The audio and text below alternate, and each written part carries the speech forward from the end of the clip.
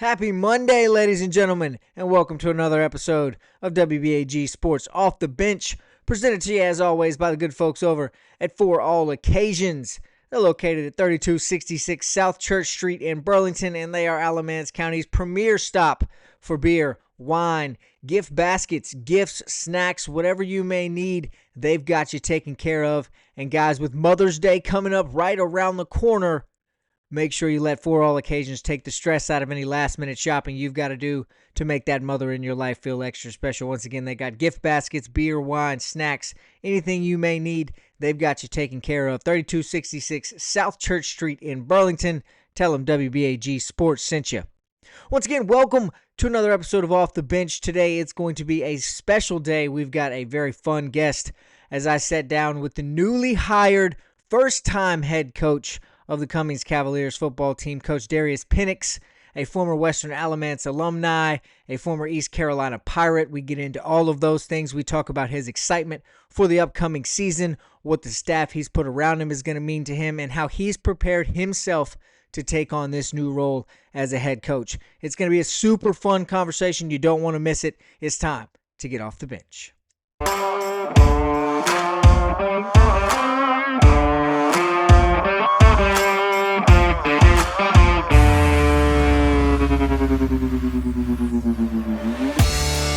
It's time to get off the bench with WBAG Sports, Alamance County's premier sports coverage since 1947.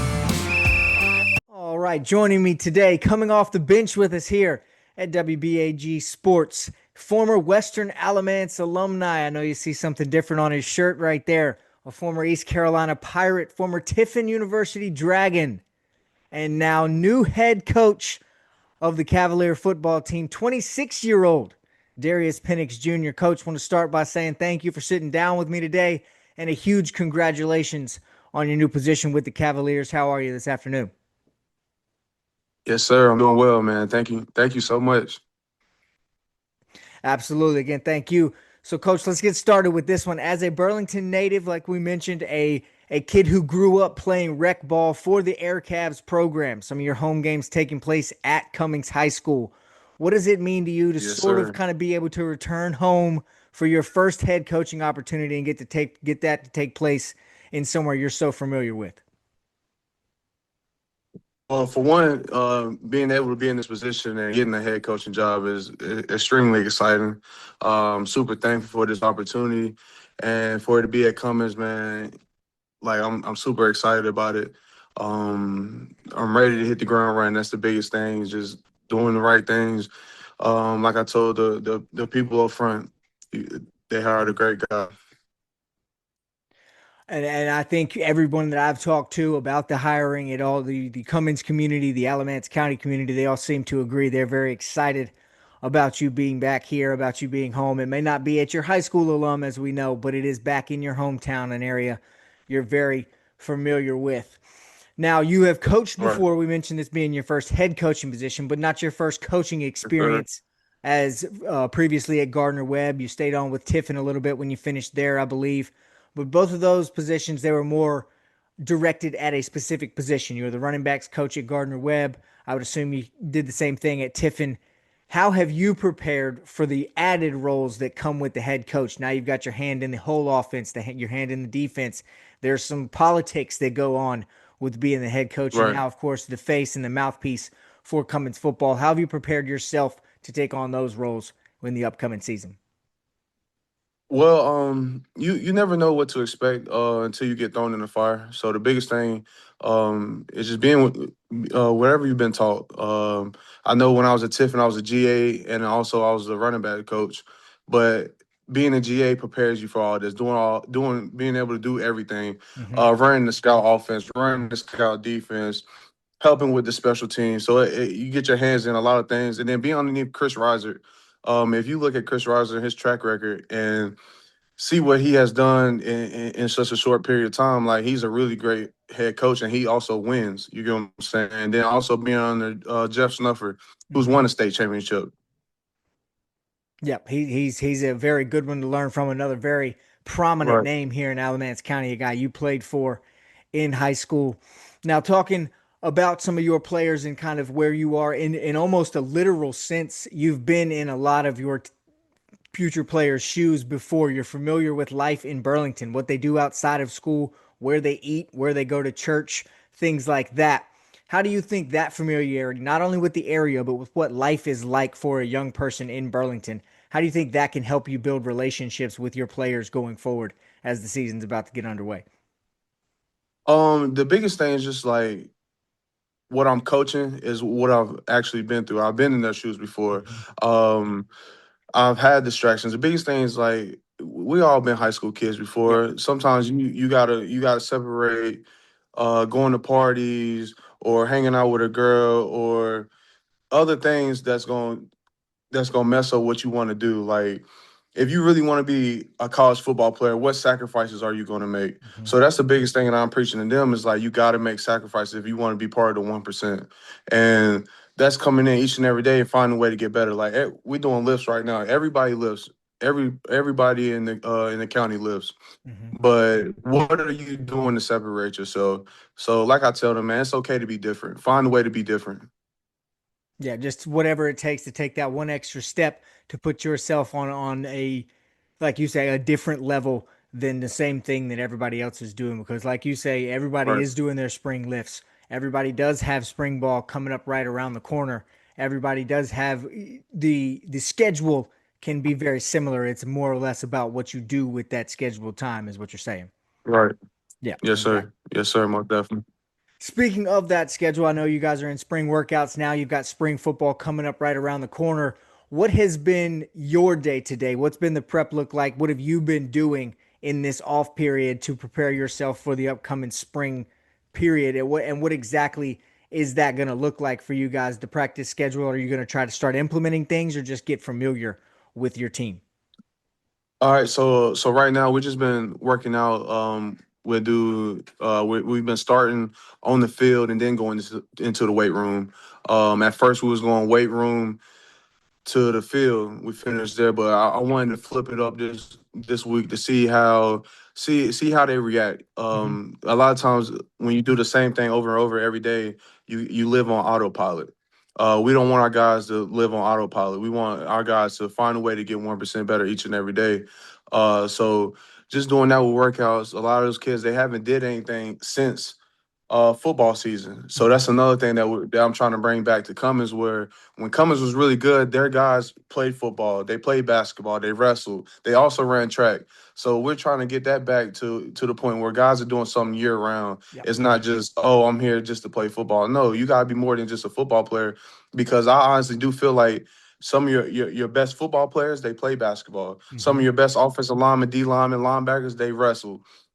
Some your skill receivers, your DBs, they run track, but also like a lot of times guys get caught into the I'm running track but I'm losing every race. No, that's not the case. You're getting faster. Correct. So that's the big thing. Like we want to implement it's okay to be more than just a football player. Mm-hmm. It's okay to play more sports and stuff like that. And then also like we have spring practice in 2 weeks. May 12th is our first spring practice. So we're trying to implement what are meetings like? What do meetings look like, or what does a walkthrough look like, and what kind of pace do we have? So that's the biggest thing is like breaking old habits, and then bringing in new ideas, new Mm-hmm. things like doing walkthroughs, meetings, and stuff like that. So mixing a little bit of high school and college and put it in together as one. We can't just do all high school because then, like I said, we get caught being on autopilot, or we can't just do all college thing because these kids aren't developed enough to do what college guys do on a daily basis. And you gotta think college guys are playing football year round. Yep. See here, there's not football year round, so you got to mix the two. Right. That's another thing I wanted to ask you about coming from the college ranks, having previously been at Gardner Webb. Like I said, what what are the main differences that you've seen so far? What are the differences that you're preparing for? Obviously, there's that development. Not everybody out there on your team is a college level football player. Not everyone can do the same things. How do you manage those as a head coach compared to what a college practice looks like to what you need to kind of take from there, and then change into a high school practice or a high school workout? Being more patient. That's the biggest thing. Being patient with the kids, and then also developing. Man, like you're starting from scratch. A Hmm. lot of these kids, they have never lifted before. A lot of these kids just have bad habits, and we're just trying to break bad habits and show them like the importance of, oh, you want to play college ball. It's gonna take a little bit more work. So really, like I said, just developing and then being detailed in everything you do. We talked about it the other day. Like simple things is picking up trash on the ground or Hmm. flushing the toilet, little things like that. And then, like I told the guys, if you really think about it, in order to win a championship, you got to take care of the little things. And like I said, like I always say this: if you really think about it, there's no such thing as little things. Everything matters in a Yep. in a winning program. Little things quickly add up and turn into big things, and so being detail Right. oriented, like you say, that can go a long ways. And now, Darius, as you come in for what's been, lack of a better term, a rocky period in Cummings football, hasn't had the, obviously we know the success that used to be Cummings football and how good the Cavaliers can be. It's been a down spout. How excited are you to take on the challenge of building from the foundation up, kind of starting something new, almost restarting the Cummins football, getting them back to, we mentioned the Air Cavs before, but the Air Cavs type of mentality at the Right. Cummings area. How excited are you? How much are you looking forward to that challenge in your career? I'm super excited about it. I know a lot of people talk about, oh, Cummins Cavaliers are back and stuff like that. Um, this isn't the same generation of kids it was back in the day. Mm-hmm. So, like I said, this is the new wave. And what we put on the field is what you will see. Like you're gonna see physicality. You're gonna see people flying around. You're gonna see people making plays. So that's the biggest thing is giving these kids confidence. A lot of these kids lack confidence, but once you put them in competitive situations each and every day, then they get more confidence. So we're building these kids confidence, and like I said, this is a new wave coming. Yeah. Now you've talked about, you've had your spring workouts, you've been in the process of doing all that. How how close have you had the chance to get with your teammate, with your players? How much time have you gotten to spend with some returners or some guys you think are going to be out on the squad next year? What's your idea of the turnout for football season for Cummins next year? So I'm actually in the school. I coach. I teach in the school, so I'm Okay. around the kids all day, every day. And then also we have a really good recruiting coordinator, Jalen Chambers, who's also our defensive coordinator. We get kids on visits and stuff like that. So we take the kids to the visits, or unless the parents take them and stuff like that. But we usually, I like packing up all in the car, and we get to drive, listen to music Mm-hmm. together, and we get to just talk, man. Um, it's not like I tell them, like it's not all about just football. We're not just developing football players. We're developing young men and helping them prepare for the college life. And that, you talked a little bit about it there. That was another question I wanted to ask you. Coming into your first head coaching job, being such an offensive minded guy yourself, what kind of staff have you put around you? How hands on do you plan to be with the defensive side of the football? Have you brought in guys that you feel confident with around you to help build the Cummins program as well? So what's crazy is I think like I know offense, I know defense, but I really like defense. And the reason why I really like defense is because when I was at Gardner Webb, I ran the scout defense. Mm-hmm. So I got to see the ins and outs of defense of why they do things and stuff like that. So like I said, like we got two really good coordinators. We got Jamie Newman, who played at Graham High School, Yep. also played at Wake Alamance County Forest, legend finished himself. fifth in the high. Right. He finished fifth in the Heisman race. And man, having him on staff is really good because what we run at Gardner Webb is what he ran at Wake Forest. So Right. Okay. we see the same thing. We talk the same language. Defensive wise, Chambers, he's really good. Had a lot of success at George Washington, who he was under Coach Purdue, who was also a legend here at Cummins. So Yes. it's I'm super excited about what we got built, our coaching staff. Um, have two offensive line coaches in Devon Falls and Kevin Cousin, Kevin I mean McCain, and then our defensive line is Kevion Roberts and Kevin Cousin. So having two really good offensive line, D line coaches are excellent just because we want to establish the trenches. You win games up front. Hmm. How can you put as many points up and also stop the run? And we feel like we do those two things, that we're gonna have a really successful season. Well, it sounds like you have done your due diligence, done your research, putting together a group of not only good football minds, but some very familiar with the school, connected to Cummings, connected to Alamance County, so they too know what it's like to kind of be back home and do this for the community that you grew up in and give them something to be proud of as well. And so that I think can go a long way with the staff that you've put around you. Yes, sir. Most definitely. Now, we talked about Alamance County a little bit there. You are coming back home, coming from Gardner Webb, coming back to Burlington. You return now to a conference full of Alamance County teams. We talked a little bit Right. about it before we got on there. You and I, you're a little younger than me, but both being from Alamance County, playing football growing up, are familiar with, we can both relate to, not necessarily being concerned with what Cummings or Graham or Southern was doing while you were at Western. I was at Eastern. Those two, they were in different classifications. They did, if we weren't playing against them, what they did on Fridays didn't really affect us. That changes now completely. All the county schools are back in the same conference.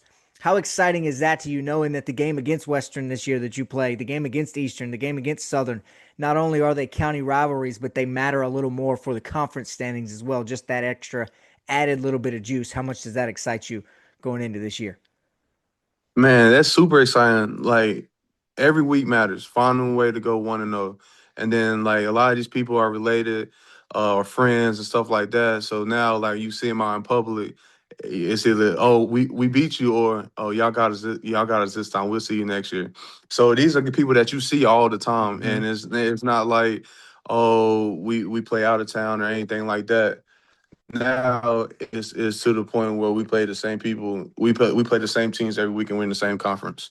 Mm-hmm. And again, I think that, like I say, coming off of the first year of that conference makeup last year, it added a lot of extra oomph, a lot of extra excitement, and the entire Alamance County community, it felt like, was all kind of close knit back around the same campfire or under the same umbrella, if you will, because we're all checking the papers on Saturday morning. Who did this? Who did that? Where's the conference standings now? And it brings another sense of closeness to the Alamance County community, and we already know what sports mean to this area in general. Right, man. Like I've been telling people, Alamance County football is back, baby. Yep. Now, speaking of that, I know we've hinted at it a couple times. What has the Western faithful, what have your fellow Western alum, what do they have to say about you taking this job at Cummins? Are they giving you any flack, or are they back in your corner giving you some support as well? No, they've been showing love since day one. They're all been excited for me. They actually got a really good hire with Coach Drew Hambright, who Mm-hmm. was my defensive coordinator when I was there. Him and Okay. my dad were really close, so it's good to see a good face over there at Western. You also got Mitch Michener, who's also coaching over there. He's here at Cummins, so he's a teacher here at Cummins. So seeing him every day, he's been very supportive, helped me through all of it, because he was a head coach at one point. You get what Yep. I'm saying? So it hasn't been no hate at all. I still love West Alabama. Um, and then when we play them, I hate them though. That's it. So Yeah. when we see them, I hate them. But As other than long as that, you're it's in all between love at the those end of white the day. lines, you're all blue and gold. Right? Yes, sir.